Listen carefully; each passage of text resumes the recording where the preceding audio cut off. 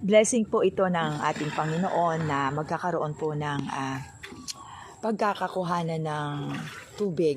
Isa ito sa mga biyaya ng Diyos na ibinibigay sa atin na dapat nating pagyamanin.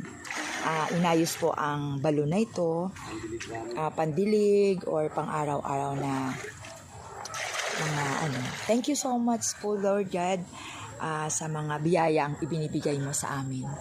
Ito yung kagandahan lamang ng mga biyaya ng Diyos. Hi Kuya AJ. Hello po, mga alipin sa gilid po. Napakasipag talaga ng aking anak na to. O, tingnan mo lang yan ha. Iisipin mong sino yung kuya? Si Roro Madrid, Roro na mag-iigib.